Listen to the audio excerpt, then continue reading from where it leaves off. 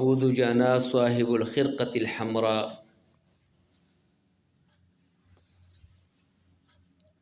ابو دجانہ صحابی، یہ مرض الوفات میں اس صحابی کی چہرے سے ایک نور نکلتے تھے اور ایک خوبصورتی ظاہر ہو رہی تھی۔ لیکن پہلے ابو دجانہ کے کچھ حالات سنی۔ ابو دجانہ رضی اللہ تعالیٰ عنہ ایک انصاری صحابی ہے، اور ابو دجانہ کے اصل نام ہے سماک بن خرشنہ، اور یہ تو وہی صحابی ہے کہ رسول اللہ صلی اللہ علیہ وسلم نے جنگ احد میں باقاعدگی کے ساتھ اعلان کیا کہ یہ تلوار اس کا حق کون ادا کرے گا۔ تو ایک ابو دجانہ کھڑے ہوئے، ایک زبیر بن عوان رضی اللہ تعالیٰ عنہ اور ایک حضرت عمر رضی اللہ تعالیٰ عنہ، یہ کھڑے ہو کر کے کہ ہم اس کے حق ادا کریں گے۔ تو رسول اللہ صلی اللہ علیہ وسلم نے ابو دجانہ کو دیا۔ حضرت عمر رضی اللہ تعالیٰ عنہ نے تو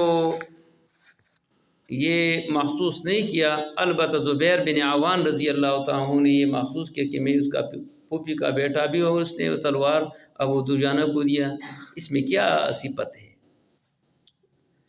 ظاہر ہے کہ زبیر رضی اللہ تعالیٰ عنہ کے بہادری میں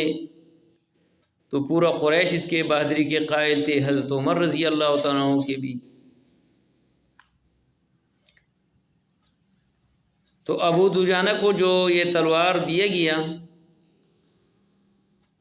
تو زبیر بن عوان رضی اللہ تعالیٰ عنہ اس کے پیچھے جا رہے تھے اور یہ اشعار پڑھ رہے تھے، انا الذی عاہدنی خلیلی، یہ تو اللہ کے رسول نے میرے ساتھ وعدہ کیا، وَأَدْرِكْ بِسَيْفِ اللَّهِ وَرَسُولِهِ، یہ اشعار پڑھتے رہے اور وہ آگے بڑھتے رہے۔ یہ 3000 کے جو لشکر تھے اس نے اس میں پاڑ کر کے اور آگے جب چلے تو آگے ہندا موجود تھے، اور ہندے کے یہ اشعار تھے، نحنو بنات الطارق نمشی علی النمارق مشی القطع بوارق المسک فی المفارق والدر فی المخالق ان تقبل عانق وتدبر مفارق فراق غیر وامق نحنو بنات الطارق، ہم بچیے ہیں وہ ستاروں کے، نمشی علی النمارق، ہم قالینوں پر چلنے والی ہیں، نمشی القطع بوارقی، اور ہم ہرن کی طرح وہ چلتے ہیں، یا یہ اسی طرح وہ جو ایک قسم پرندہ ہے اسی کی طرح وہ ہمارے وہ چلنا ہے، المسک فی المفارقی، اور مشک ہمارے وہ سروں میں پڑے ہیں، والدر فی مخالقی، اور موتیا ہمارے وہ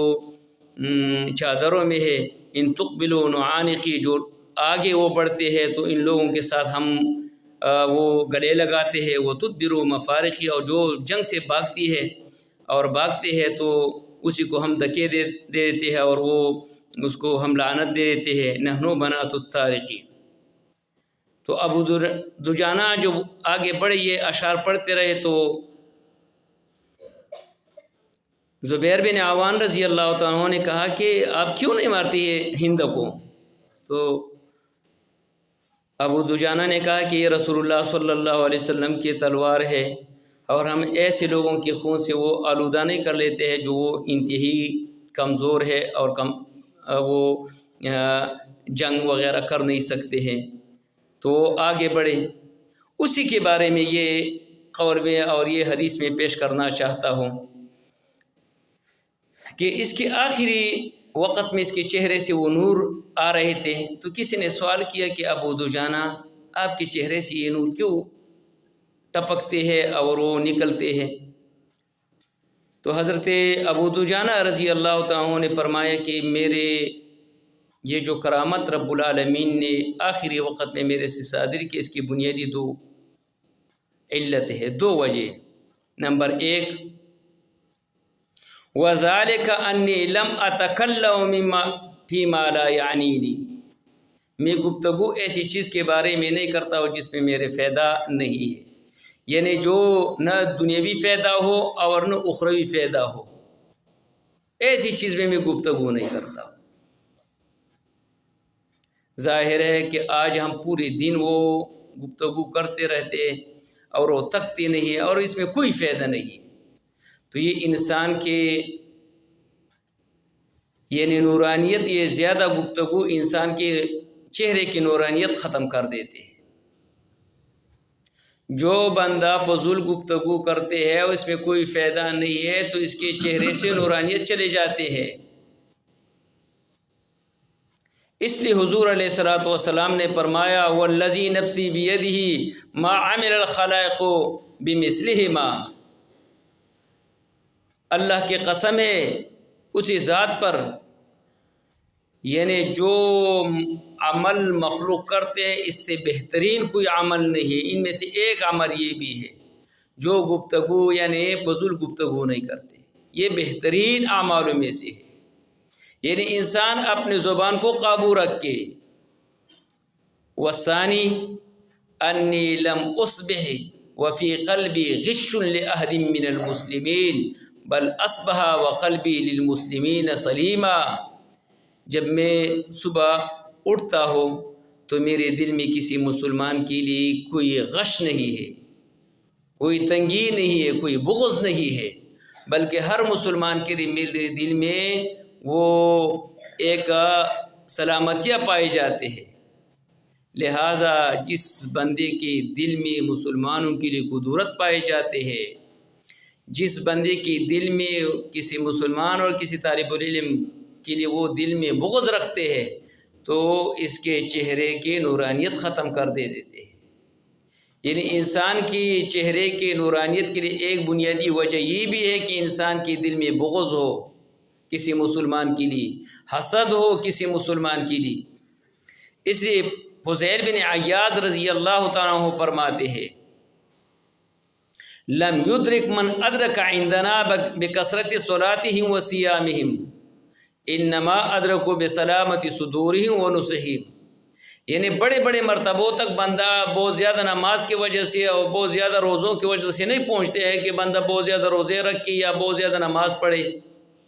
بلکہ جو بڑے بڑے عہدوں تک بندہ پہنچ جاتے ہیں وہی بندہ پہنچ جاتے ہیں جس کی سینہ صاف ستھرا ہو، مسلمانوں کے لیے اس کے دل میں خیر خواہی ہو، وہ بڑے مرتبے تک پہنچ جاتے ہیں۔ یعنی اگر آپ اپنے چہرے میں نورانیت پیدا کرنا چاہتے ہیں تو اس کی ایک بنیادی وجہ یہ ہے کہ فضول گفتگو سے بندہ بچ جائے، اور ایسے کام یعنی جو بندہ فضول گفتگو نہیں کر لیتے ہیں تو اسے بندہ رب العالمین حکیم بھی بنا لیتے ہیں۔ اور دوسرا، کسی مسلمان کے لیے دل میں حسد اور بغض نہ رکھ کے تو یہ اسی بندے کے چہرے میں رب العالمین ایک خوبصورتی پیدا کر لیتے ہیں جو وہ نہ پاؤڈر کے ذریعے سے آ سکتے ہیں نہ کسی کریم کے ذریعے سے آ سکتے ہیں، یہ اللہ کے عبادت کی وجہ سے انسان کے چہرے میں رب العالمین نور